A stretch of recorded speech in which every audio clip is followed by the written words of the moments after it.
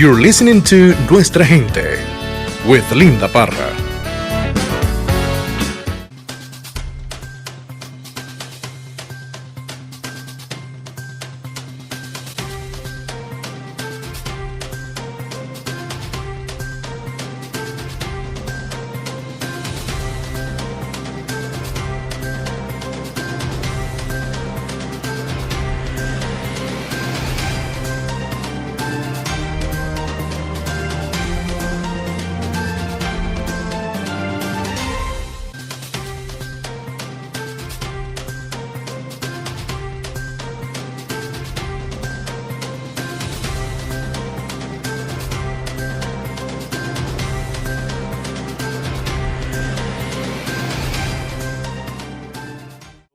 And we see there's no real bigger center in the Midwest, I think, in the country than Toledo in terms of auto production and all the supply chain, and we're going to make sure that continues. But the reason this CHIPS bill was so important, we don't want more layoffs at GM because they can't get chips. We want to make sure that products are available and they can build these vehicles, and people that sat around that table made essentially all the components that go into the car that I drove over here, the Jeep Cherokee, and we want to make sure that continues. Now, when they ask you to try to help them with the battery plant or try to figure out anything when it comes to batteries, Can you take anything back to D.C. to try to say, hey, we got a great area here that could facilitate? Yeah, I talk to auto companies, I talk to government regulators all the time, and economic development people in Toledo.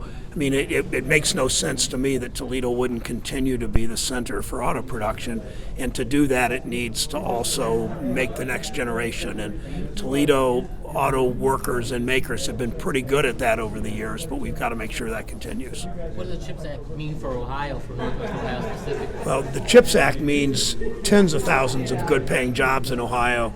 I mean, people look at, well, it's going to be Central Ohio. No, it's not going to just be Central Ohio. The major Intel plant will be there, but they're going to need dozens and dozens of suppliers with thousands and thousands of workers, and we're going to make sure those are distributed everywhere. And in smaller cities like Mansfield or Fremont, and larger cities like Toledo and Dayton.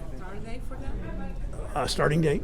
Well, Intel's groundbreaking is a week from Friday. The President of the United States is going to be there.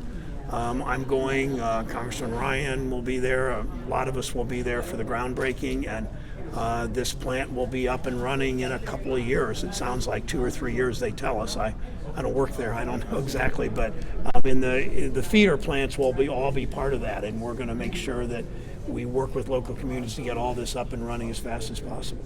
And despite this being the new plant being in Central Ohio, it's going to bring stuff up around here, right? Yeah, I mean, these chip manufacturers have been mostly West Coast, with a few exceptions. Places like Oregon and New Mexico is not quite the West Coast, but they've pretty much ignored this part of the country. We're able to get them, to encourage them and help them come to Ohio. It's going to mean it's going to mean a new industrial age in this state, and that's why I'm so excited. It's why I work so hard to get this bill passed, which will mean thousands, likely tens of thousands of good-paying jobs in Ohio initially, and then the outgrowth of those jobs with the supply chain.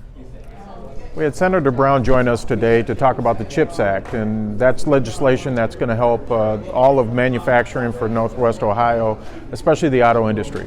That's important because we've had our supply chain impacted adversely through COVID, and actually the outsourcing of the chips to other countries. So this is going to put the supply chain more in control when we start to make chip manufacturers here in Ohio. We're really happy that the Senator came here today to explain that we're bringing money to the United States for chips.